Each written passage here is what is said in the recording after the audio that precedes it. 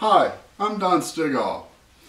This is a project I started back in 2012 and I'm getting started back on it. RCPRO started working on the giant scale racing class to bring the excitement of racing to people who like bigger airplanes. The idea was to use a single airframe and comparable engines to keep the speeds and the range acceptable to most clubs. We proposed using the world models P51 GS with two-stroke gas engines under 38 cc's. The idea of larger airplanes was well accepted, but people wanted to have a choice in airframes. So we're revising the rules proposal, and the new racing class will be called Warbird 80. This is the world model's P51 Mustang GS Rockwell model. I've recovered the fuselage, fin, and rudder. I have a build thread on RCPRO and RC Universe where I show the modifications made for the engine mounting. I made a hole in the firewall in the compartment for a velocity stack. I'm using an OS GT33 engine and I've made a couple of videos on running the engine. I intend to make videos of the rest of the build process. At the rear of the fuselage I added internal mounts for the elevator and rudder servos. Since these planes have come out nose heavy for some people, I'm hoping the balance will work out with the servos in the tail.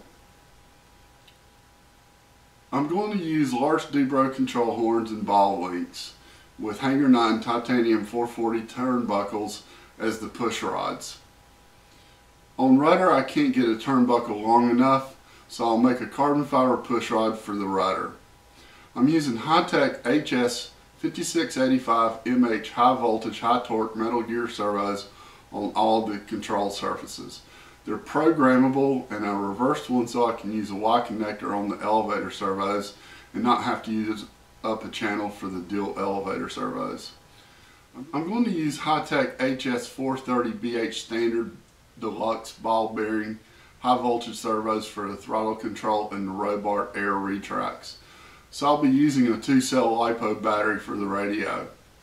I've barely started on the wing.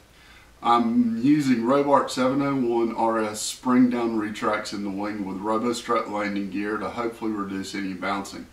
The RoboStruts have an OEO mechanism in them to absorb the shock of touchdown. I've also removed the covering from the open bays on the bottom of one half of the wing. I'm going to add vertical grain spars between the top and bottom main spars. As I intend to really put this plane to the test on the race course, I want to be sure that the wing holds up. If the GT33 doesn't give enough speed, I want to be able to go up to a 55 to 60 cc engine. As you can see, I have a tuned pipe and header on the engine. This is the Max Products 4212 extra long header with the 1196 tune pipe. They fit on the OS GT33, the DLE30, and most DLE30 clones. The pipe will slide trombone style on the header, so tuning the pipe should be pretty easy. After tuning, the header's cut to length and a silicone coupler is used. I'll angle the pipe up slightly for wing clearance and to pull it a little closer into the fuselage. I have a lot of projects in progress and I'll work on this one as time permits. I hope to have it ready in April or May. The first step I'm going to take is to make a pink foam stand to hold this big thing on the bench. Please stay tuned for the upcoming build videos, and if you haven't subscribed to my YouTube channel yet, please do. Thanks for watching.